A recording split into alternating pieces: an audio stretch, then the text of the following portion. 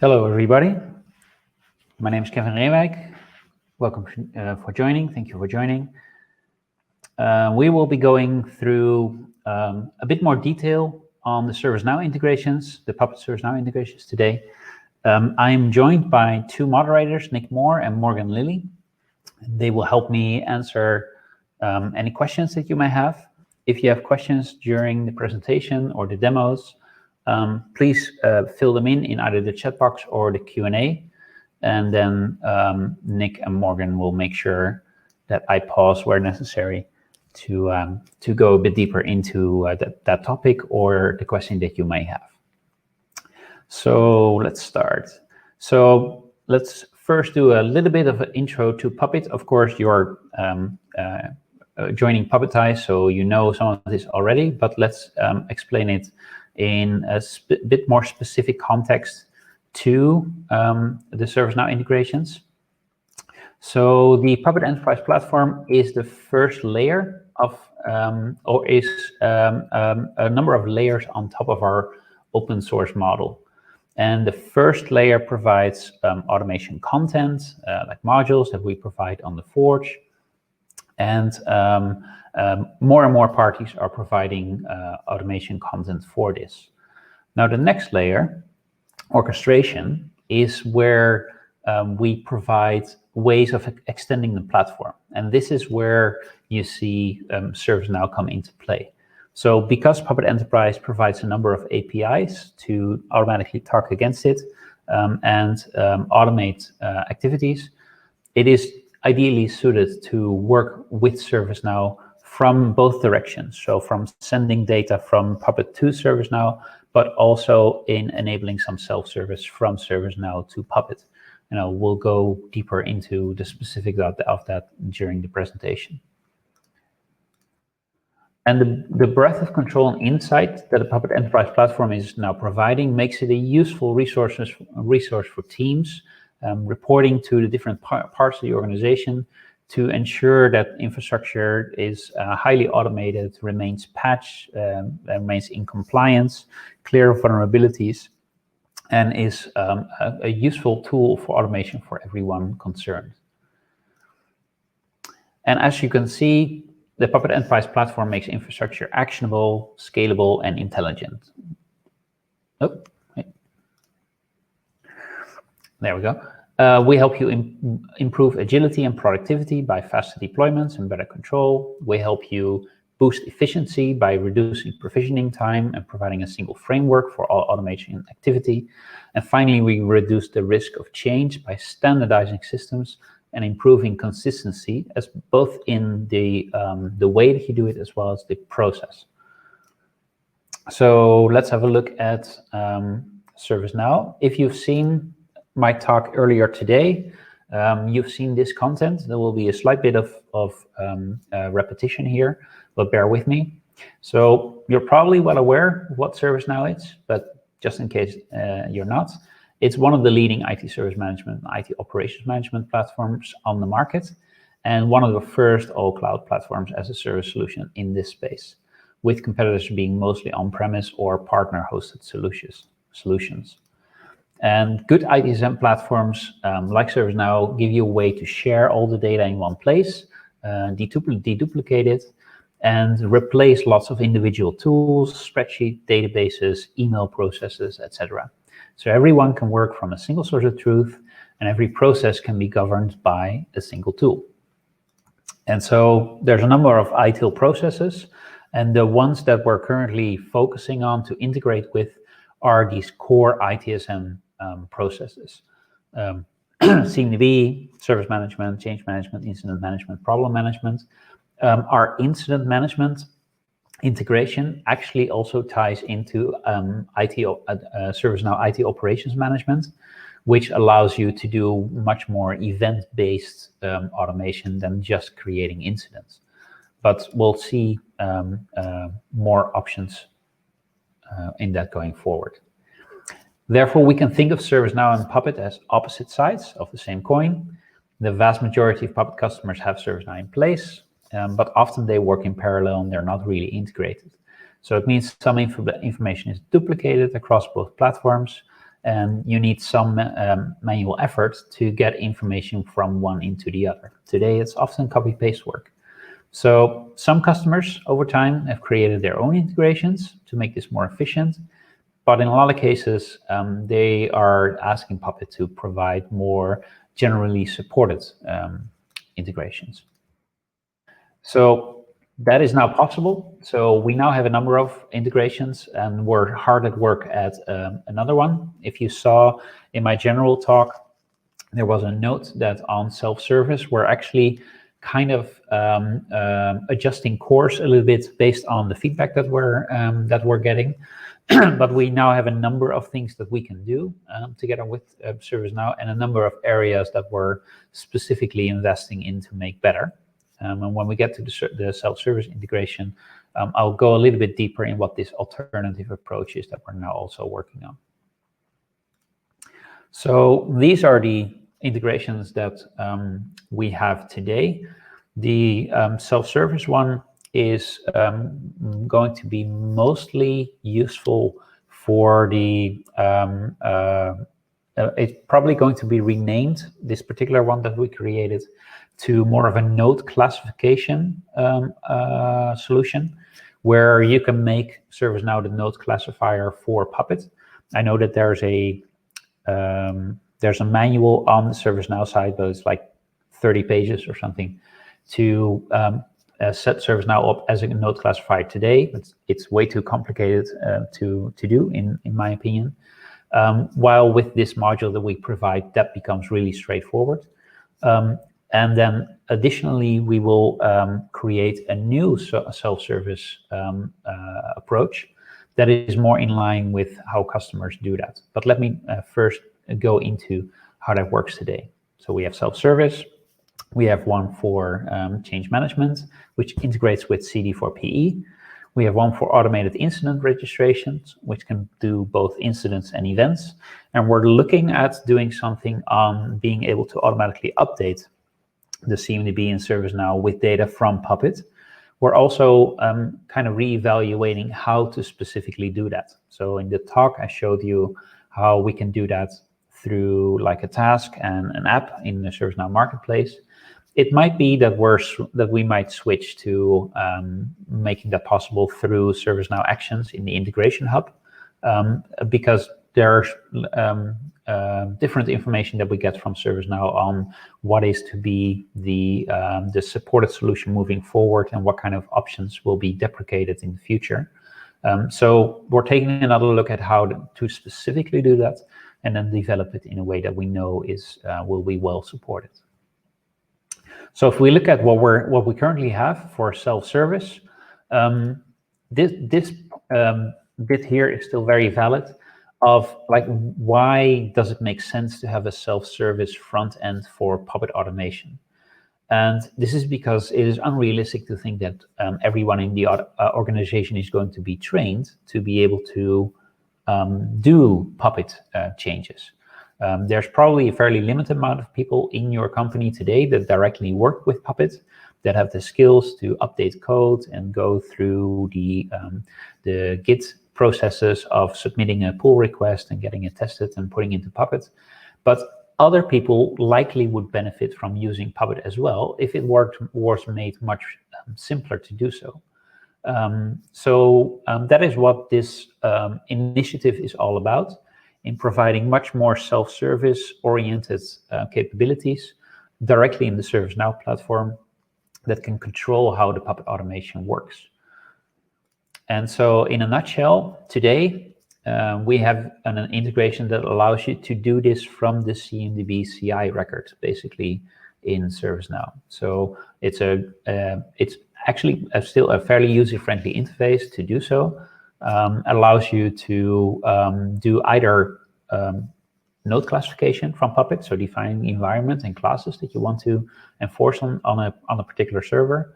But also, you could basically create any custom field that you want to give, and then use that in your Puppet code in any way that you want. I'll show an example of that in a moment, so that there is some sort of, some form of direct control available for the user. Now, this kind of bypasses the standard change management process in ServiceNow. And so the feedback that we've got from some customers is that they would rather see this done through a ServiceNow workflow in the service catalog. And that basically leverages what ServiceNow calls the integration hub, where customers would like to be able to create workflows that put everything in a useful order. So, for example, the ability to, for example, reboot a server. In Puppet, that's really easy. We have a nice task to do that. But in ServiceNow, you would want to be able to have that in a catalog as an option that you can click, and then have a standardized Puppet integration that you can say, oh, I want to use Puppet to reboot the server. And that has to go maybe through a change management ticket. Once that gets approved, the ServiceNow workflow will perform that action and then close the change ticket. That is what we're working on right now to create a Puppet spoke for the ServiceNow integration hub, so that standard sets of actions like running tasks and plans and a couple curated ones for specific use cases that are valuable out of the box, like rebooting services, restarting servers themselves, changing packages, patching servers, that those kind of options become easily available so that you can use those as Lego bricks in your own actions. The way that the current integration works that we have today is basically that we can read information from ServiceNow and show it as a fact in Puppet. Because that fact then becomes available inside of your Puppet code, you have a lot of flexibility to use that in your automation. So it could be that you create, for example, like in this demo, a enforced packages field. And then as long as you know what the structure of that field is, I kind of like the key value option in ServiceNow for this, then you can use that in your code to then do with it whatever you want. I use it for a demo to automatically install applications, but you could use a similar approach for other things as well. For node classification, we do all the backend automation for you. So you simply add 2 fields, and then those fields get automatically detected by this integration and provide you a really straightforward way of being able to use ServiceNow as a node classifier. So we're working with a cloud infrastructure engineer at a major bank in London. I think he presented today, who is seeing this integration, and we're now working with them to pilot it in their environment. And for them, like that enforced packages demo is a clear example of something that for them would be so much easier to do, because it can be a bit of a laborious process depending on what the process looks like in your organization to make a Puppet code change. And having the ability to have some changes still go through Puppet, but intentionally be kept outside of the full change management process and the code management process can be really useful. And so, for example, having the option to select a predefined set of packages, maybe like some text editors or other fairly harmless stuff that you want to have a quick way of adding it to a system if it wasn't there. This is a great way, they say, of having that capability. And the same with the change management integration that they're looking at as well. So the way, again, that we do that is in ServiceNow, you added a CI table, and you add fields that you want. If you want to use the node classification, you add the Puppet classes and Puppet environment field. And our integration that we have today will call into ServiceNow whenever it compiles a catalog for a node, and then add that in as what we call a trusted external fact into Puppet for that particular node. This does require that you need to use a 2019.3 or higher version of Puppet Enterprise, because that's the first one that has this trusted external fact capability. But that is a big part of making this possible, so that the information that you're looking at is always up to date, because it gets created from ServiceNow immediately when the catalog is compiled. And again, if you use the Puppet environment and the Puppet classes field, you have a really straightforward way of saying in which environment these systems should be and what kind of roles or profiles should be assigned to those machines. And they will be converted into actual node classification and relevant higher data automatically, so that the relevant classes can be applied to that system. So let's have a look at a demo of this. Let me switch to my screen. There you are. So here in ServiceNow, we see a number of systems here. I have 4 systems here, which are all managed by Puppet Enterprise. So we see those here. Let me quickly refresh the page to make sure that I'm still logged in. Yep. And here we see that I've added these 3 fields. If we were to look at the tables, then if I look at the system definition of the tables in ServiceNow, it is actually in my case, the CNDB CI server table that I edited. So I had if I pull up the table real quick, we can see here that if I search for anything Puppet, that we have some those node classification fields here, as well as the enforced packages field.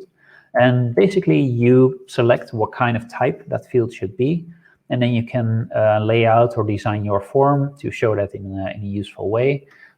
In my case, what I did is I combined those together in a new section so that you get a nice tab in ServiceNow to do this with. Again, this does kind of assume that you are able to edit a CMDB CI record or a server record in ServiceNow directly and use that, and that is how you want to do it. If not, wait for our Puppet spoke on the integration hub that you'll see early next year, which will provide the more self-service actions. But for example, here my environment is already fine, so I won't put anything in there right now. I showed the enforced packages demo in the talk, but I will add one here just for kicks, and I'll set just a default, a simple example here of our sample website role. You can leave this either blank or an empty hash or an actual hash with parameters for that particular class. Kind of depends on what you like. You can also do this as one big field, but I don't really like all the JSON formatting you have to do. So I use the key value field to do this. That makes it really straightforward to update these things. And if we then run Puppet on this machine, you'll see here, there we go, that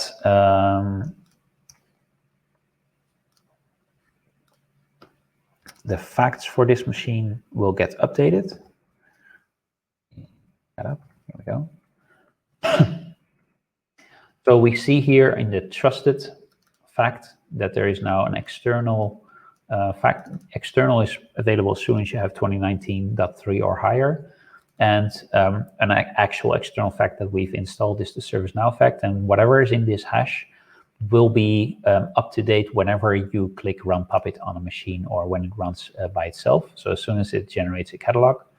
And we will see here that, let's update this one more time, that the high-res data is here, so we're detecting that we can automatically translate and convert these items. So there is, it has detected that we are classifying some classes, so it knows here that those exist, and it knows what the hash is of parameters here. And the same for enforced packages, so that's the custom field here. And then we know that Nano should be present on this machine. So this is kind of the directly editable desired state of this machine, where we use ServiceNow as an interface.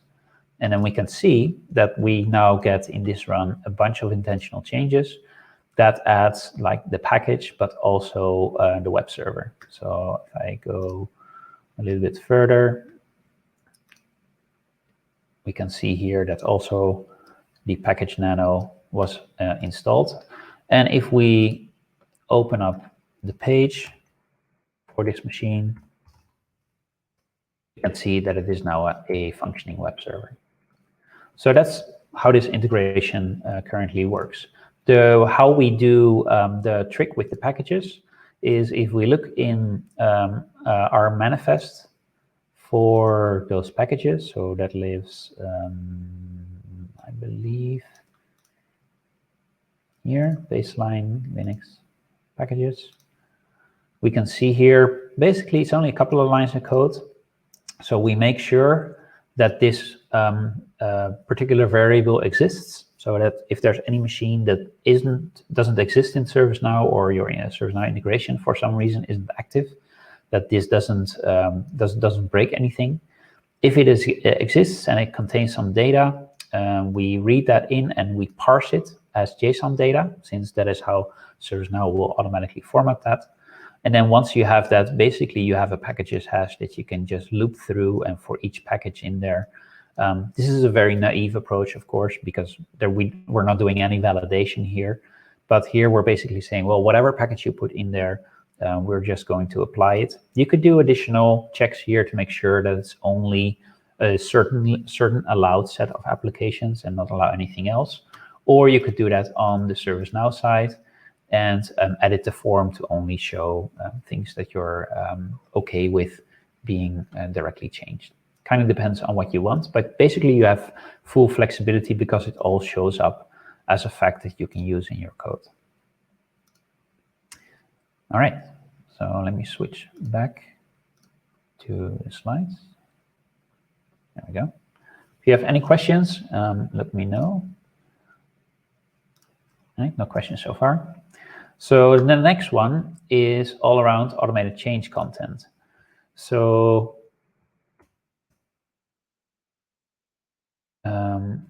here we go. For most of our customers, Puppet is the way that they do that they execute change today. And so if you have ServiceNow, then probably you need to register the change in ServiceNow before you do it, especially for planned changes. And you'll probably need approvals inside of ServiceNow. And what we've seen is that customers tend to have to manually fill in change tickets in ServiceNow with the stuff that they're using Puppet to enforce. Which means that it becomes a sort of a personal interpretation of what your Puppet change is going to do, how risky it is, yes or no, how many systems are affected. It's kind of inefficient that is for many customers today, kind of a manual process of creating a risk analysis based on the kind of Puppet change that you're proposing. And so what we're doing with this integration is that we are bringing that together and we're connecting those dots so that we can reduce that manual effort and exchange all that kind of information automatically. So when you propose a Puppet change, this integration automatically generates a ServiceNow change request. So this is when you actually change the code. And it does that from the Puppet impact analysis report that lives in continuous delivery for Puppet Enterprise. And then ServiceNow can do the rest. It can take it through the standard change workflow or a normal change workflow. And once it's been approved and it reaches the stage where it needs to be implemented, we provide you with a way to also automate the steps to then put that change into production so that it can call out back to CD4PE and make that change go live. So this really shortens down the cycle times, and it makes it a whole lot more efficient to do this, because a lot of the change management information is already filled in as you let CD4PE do its thing. So as said, we are building this from CD4PE, mostly based upon the impact analysis feature, to generate all the relevant details of what that code change will actually do, and then create a nice human readable summary from that and populate that in the change ticket, as well as associate all the systems that are affected by this change, so that in ServiceNow you can nicely see all the systems that this change will touch, and use the built-in conflict detection options in ServiceNow if you are planning to make changes in the same time frames, for example. And then ServiceNow will nicely show you that you're planning changes that are affecting the same systems at the same time, and maybe that is not a good idea. So one of our other customers that we've shown this to, who is now looking at implementing this, gave us these quotes, where the idea of being able to enable staff to leverage Puppet without requiring to know all of the inner details of that particular process, that's really powerful. So being able to leverage a built-in automation to push that information into ServiceNow and not have to know about all the nooks and crannies to make this work is something that they're really looking forward to. So what this looks like from a technical perspective is that you create a code change in Git, which I have done slightly before this session, so just so that we have some stuff that is already done to have a look at. That will trigger a pipeline in CD4PE. So I've already triggered that, so we don't have to wait for a couple minutes for that to finish. And the last part of that pipeline contains a step that creates a change request in ServiceNow. That change request gets populated. It's then ready to go into the authorization phase. And once it's all approved and moves into the actual step where it can be implemented, that triggers a business rule in ServiceNow, which has the logic to be able to talk back to CD4PE and through the API calls that platform provides, automate the promotion of the code into production and actually making the change on the system. So let's take a look at that one as well. So I'll switch to my screen again. There we are. And here on my control repo, I actually recently made a change. And here's the particular change. So in the manifest for that sample website, which we have running on our Linux server, I made a change here that the default for the web server port for this sample website changes from 80 to 8080. And since we're not overriding that port, that means that when we change this default, that particular server that we have deployed should also change to 8080, or at least that's a consequence of this particular code change. And it might be that when you make this change, you're not even aware of that particular web server being there and being affected by this. So when I made this code change, that triggered this pipeline. So we see a pipeline with that same commit message. And if we click on the commit, it brings us back to the same right here. It brings us back to that same commit message. So we can see that that is linked to that. And it does a number of things. So it runs the pipeline on the right. We can see it here in reverse. So it starts with code validation to make sure that there's no actual Puppet syntax errors that were created by this. These all come out of the box in CD4PE. So this is a really nice way of checking all this stuff for free. I like to do a test deployment to development environment, also to make sure that the code deploys. Even if it doesn't actually assign code to any node, this is still a useful step to make sure that there's not something else, maybe a dependency on a module that's not there. And then it does an impact analysis. And if we look at this impact analysis, you'll see that, oh, that's interesting. There's actually no impacted nodes. So let's see why that is. This is to production. All right, of course. Because when I made this change, so let's do it another time. Let's do this once more.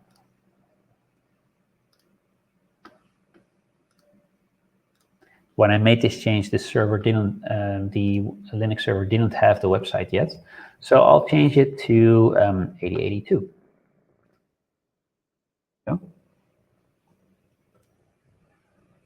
And so that will trigger a fresh pipeline.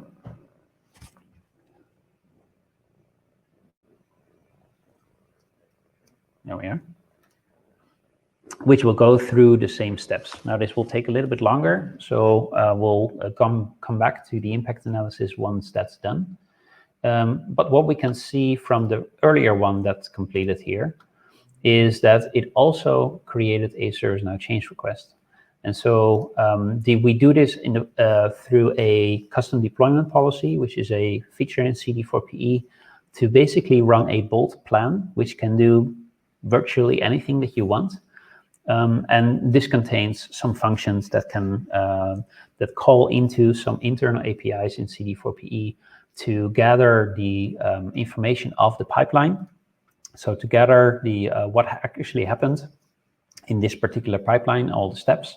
Then it looks at the impact analysis. It will grab the changes there. So if I pick one earlier here, for example, from a previous one, where I changed the package inventory, I enabled that. And we look at the impact analysis. We can see here that it will show something like this, where if there's nodes that are impacted by it, those show up here. And I can quickly see that these have some resources that are affected, and then what these resources are here. And when you do that for a web server, you'll see that it shows you that not just the Apache listening port changes, but also the definition of the vhost, also the firewall rules. So there's a number of changes that are affected by this. And of course, if we're just changing a default on a template, we might not even be aware that there is a machine that is using that template with its defaults and would be affected by you changing that default. So I think we can just wait for a little bit for this to finish. Then we can see all of that. And then I'll switch to ServiceNow. So in ServiceNow, we can see the previous one is already here with our change request. So since there was no impact at the time of running this particular change, we will see here that we can see the description of it, what it's going to do, to which stage it's going to promote, which is the 5th stage of the pipeline. So we can see it here. So stage 1, stage 2, stage 3, stage 4, stage 5, which is deployed to production. Still looking at adding the description here, but that's technically a little bit challenging. And then it will give you here a human readable risk impact analysis. So this particular one here didn't seem to have any impact because no servers were using that profile. And so we see no affected CIs. So I'll just simply delete this one. And then with a little luck, there we go. This one is now finished. So we can see now that our web server here, at least I'm assuming that it is, yes, this is our web server, now has 11 changes. So 5 resources modified, 3 added, 3 removed, which is these changes of the port server for Apache, for the vhost, for the definition of the class, and also later on here the firewall rules, for example. So there's quite a bit of changes here. Now, if I wasn't expecting anything to be changed, this would be a nice indicator that the impact might be bigger than I thought. And so now we're rerunning the ServiceNow change request, which will gather all that information and create that here as ServiceNow. So here we are. So now we have a new one, not as nice a description, but you can see my point, which now has our affected node here in human readable way. I set my minimum amount of changes that is, or maximum amount of changes that is saved to 15. So it says, well, this is less than 15, so that's fine. And it has assigned this machine as an affected CI. And we can see this is now also waiting for approval. I will approve it right here to get it through the process. And what the process looks like is fully up to you. So I'm just using the out-of-the-box workflow for normal changes. We can see here that we're now waiting for the change advisory board approval, but many customers heavily customize this. That's all fine. We have no dependency on this workflow whatsoever. So you can use your own workflows and your own steps and your own form layout for this. And we will just pick it up when all of that is done. So right now the authorization is done and we're waiting for scheduling. Well, we're not going to schedule this for later. So I'll just click implement, which moves it to the implement phase. And now someone normally needs to go out and actually make that change. And the nice thing here is that's automated.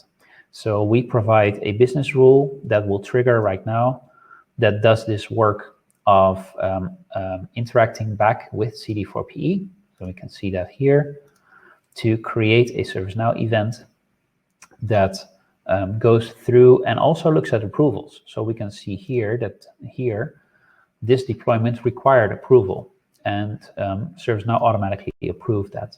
So in this environment, I've given ServiceNow permissions. Actually, ServiceNow is the only account that has permissions to make to do these approvals, so that this is super safe, right? You cannot make any code change go into production without following the proper procedure of submitting a change request and getting it approved there. And only once that is done, it will go through the steps of actually promoting that code to the next step in the pipeline.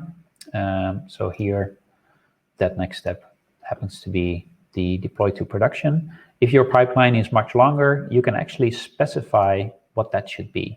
So the stage to promote to, you can call that by name, and that is the stage that will be looked up in the pipeline and will be sent as the particular stage number to forward.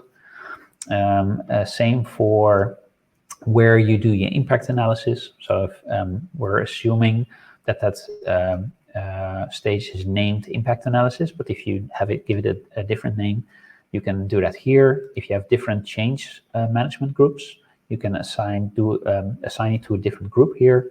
And we have a nice little Easter egg here where, at least I find this really useful for my demos, auto create CI option, where if you're flagging that this change is affecting machines that might not even exist in ServiceNow, maybe because not all the systems are in there, maybe it's a little bit out of date, this will automatically create those CIs and populate them with some useful facts coming from Puppet, so that you have that visibility of all the systems that are affected by this change.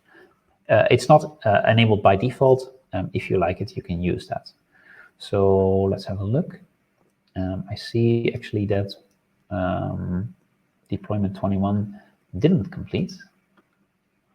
So that was this one. Was there actually a failure in there? So we did a direct deployment here. Let me do that here. There we are. Was it unable to?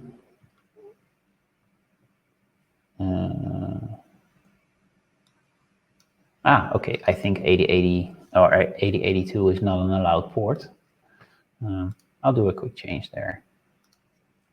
8080. Change.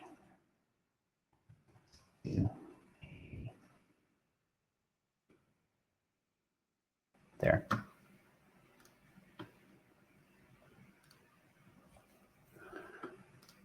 And we'll cancel this one. Oh, there we are. So that'll go through. We'll come back to that later once this is done to have a look at this one. So that's the way that this works. One nice feature that we have here as well is that if there are issues here, which either maybe username password to connect to CD4PE is wrong or some other issue, you can simply put the change on hold and then release the hold, and that will re-trigger this pipeline to go back to CD4PE. Now, in this case, wouldn't do much help because we had to adjust the code again. So this particular ticket we will close as like an unsuccessful one, as this one, and then we'll run through a fresh ticket to make that change correctly. But you can see here that this is a nice way of tying the two together, whether that works or whether it fails.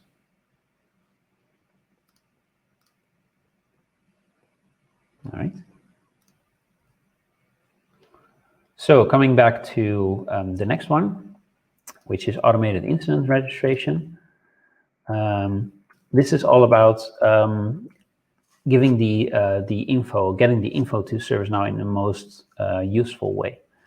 And so while the previous ones that we've shown, they are all about node configuration and intentional changes.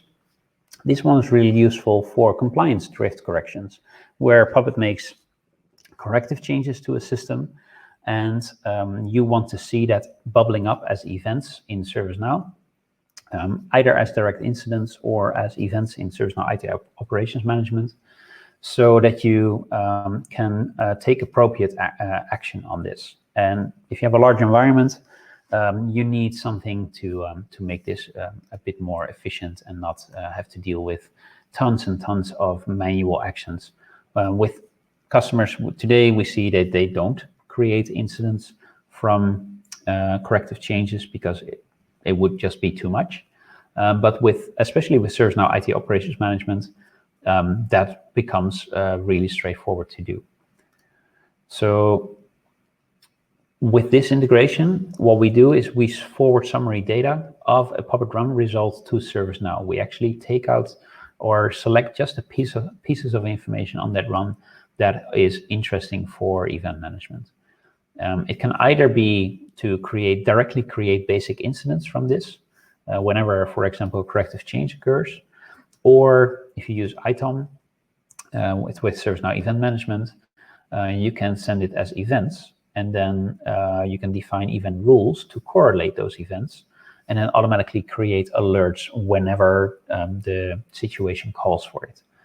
And then it can correlate multiple either corrective changes or other things into the same alert, so that you have the overview. And the way we do that is in the form of a custom report processor. So it's a way to automatically analyze what's coming in, and then grabbing the useful data from there and putting that into a format that ServiceNow understands, and then forwarding it back to ServiceNow. So in its basic mode, it will just call out and create an incident directly. And in its more advanced mode, it will not create incidents. It will send it as events to ServiceNow Events Management, giving you a lot finer grained control over what happens with those events. And so for incidents, that basically looks like this. Agent does a run, Puppet receives the agent report, it looks at the data, and then if it sees, hey, there's corrective changes in there, it can create and automatically close an incident. And I actually don't have a one for events. If it's an event, it will send it to the event endpoint in ServiceNow as basically just a blob of data to make sense of.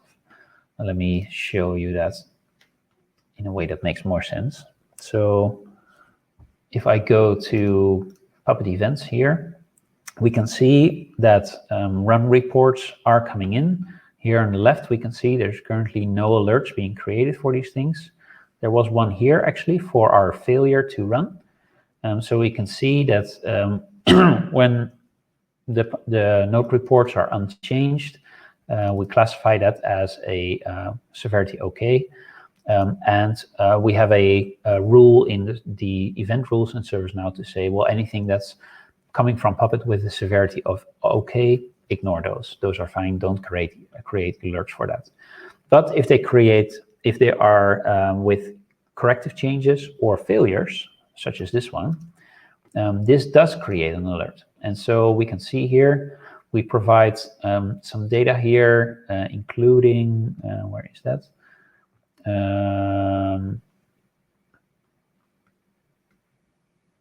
it doesn't actually show in this type of field.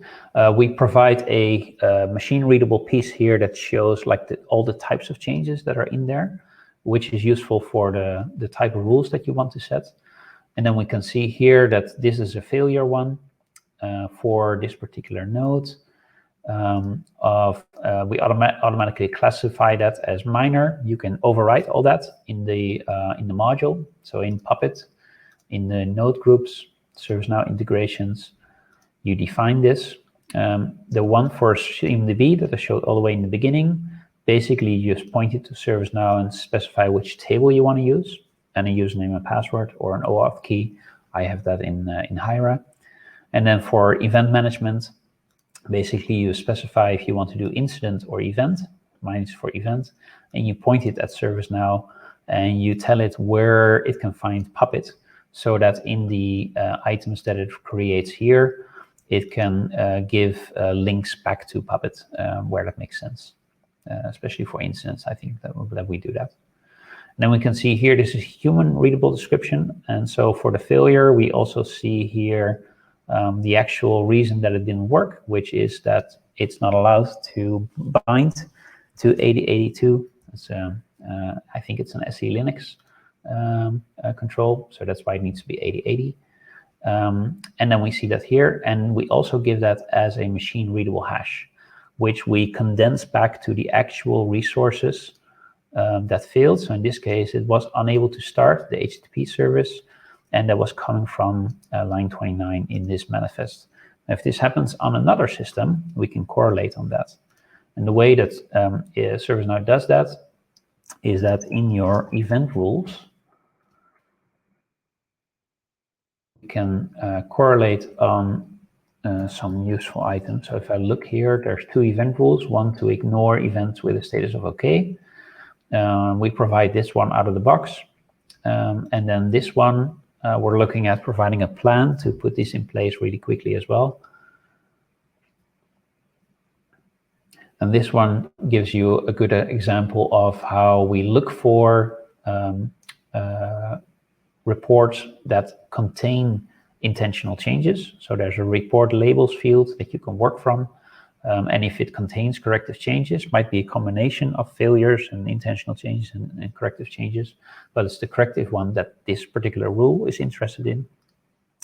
It will create a message key, and the message key is what ServiceNow uses to correlate all these things from information in the event. And so what we do is that we provide a hash of the actual change information. So we looked at putting this directly into the message key, but ServiceNow really doesn't like that. Actually, so what we do is we create a nice hash of all of this information, so that if you're seeing the same change on multiple machines, or the same combination of changes, that results in the same hash, and that gets put here so that you get the same message key. And you can control this however you want. In this case, I like combining it with environment, so that if I see the same change or same corrective change happening across my development and my production environment, I'd like to see those things as separate alerts. If you don't want that, basically you can just say something like this, where you get correlation across all environments. And if there's other things that you want to correlate on, we provide quite a wealth of information to do so. So that's what we use this for. There we are. And so we can see, if we now look at the alerts, that, let's see, where's our alert? Here it is.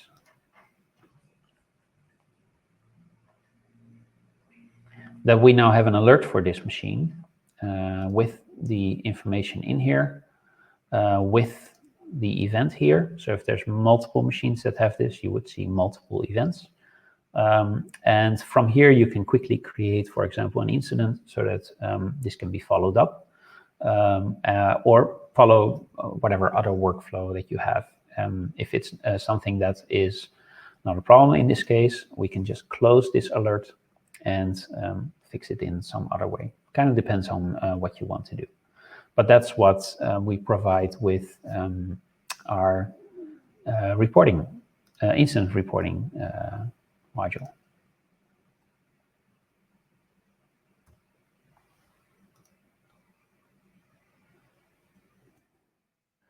All right, so and then finally, up-to-date asset management. So this is all about, we're acknowledging that customers do struggle to keep their CMDB up to date, and they're looking for ways to not have to fully rely on additional discovery tools to continuously keep that CMDB up to date. And when you're managing your systems with Puppet, it kind of makes sense to use the information that's already in the Puppet database.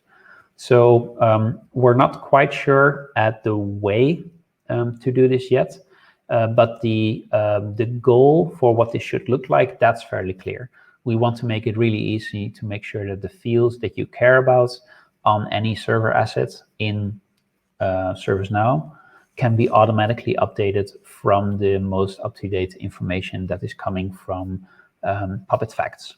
And what our customers have also told us is that they're interested in being able to forward the Puppet Enterprise software inventory to ServiceNow, so that they can easily manage and update a list of all the installed software directly in the ServiceNow database, being fed from Puppet. So there's a number of use cases that we're looking at to enable with this.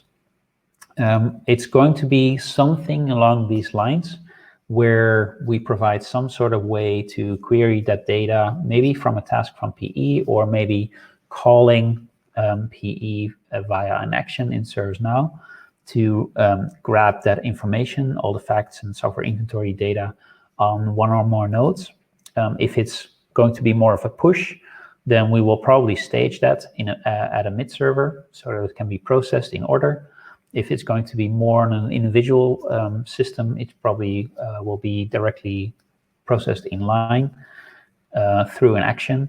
But then it's very similar. It becomes a scoped application in ServiceNow, which will look at that data and then can go out, match it to the different fields. I think I have one here, where this is kind of the way that we're looking at that, where you can basically say, oh, these are the facts in Puppet that are my source data, and I want to map them to specific fields that I have in ServiceNow to ensure that those are updated.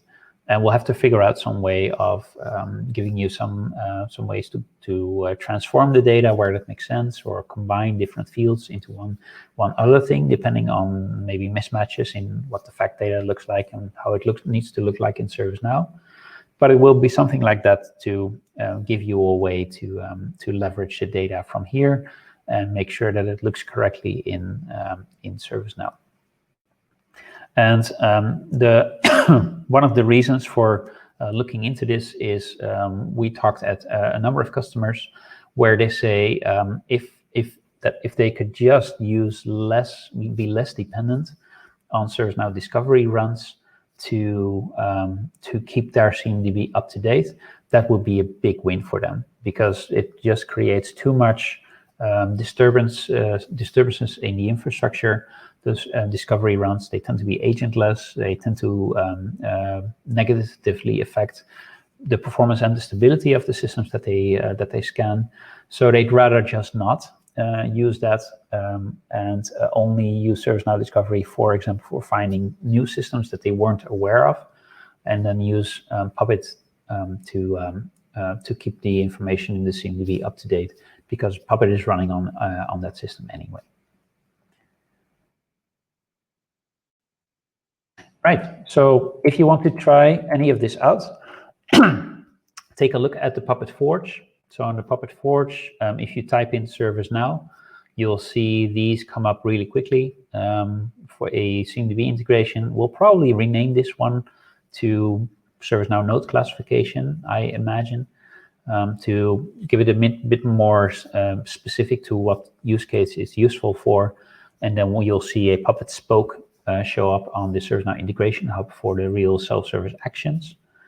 There's a ServiceNow change requests module there that helps you implement these change management workflow that we talked about earlier, and a incident registration one, or a reporting integration module, sorry, to be able to either automatically create incidents or send events to ServiceNow. And then how this one will look like, that's kind of up for grabs today, but at least you're aware of what we're trying to do. So I think we have 1 or 2 more minutes, so I can quickly go back here so we can see that this workflow is now completed. We get another change request right here. So I can quickly go through and reapprove this one. Nope. And then implement this one so that this triggers another run. So here we have a new run happening. CD4PE is executing that. That's great. So we can see here, it's already approved. It's going way too quickly for me.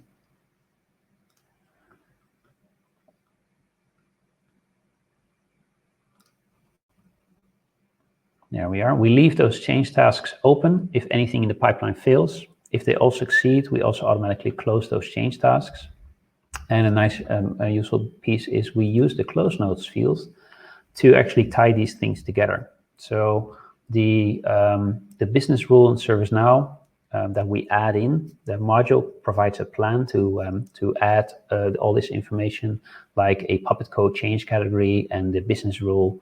It will all add that to ServiceNow for you. And what we do here is that these close notes provide all the information to tell ServiceNow where in CD4PE, like which code and which pipeline and which commit it needs to promote to where to move this forward.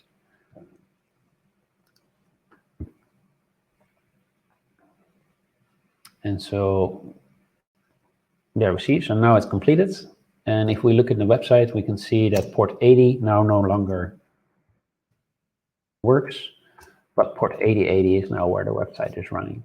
And we can see that that is now also exactly how this works. There's another deployment to the Puppet Enterprise production environment for itself as well. So it waits for that one to complete. And once all of those steps are completed, it automatically closes the change tasks and sets the close code to successful. So we can see that here. So it's all done, change tasks closed, and then here the close code is changed to successful. If I update the form, you'll see that the button here changes to close. I can close the ticket, and we're done with this change, and it's all nicely done in production. I think that is all that we had time for. I want to thank you very much for stopping by. If you have any questions, let me know, and otherwise, have a nice day.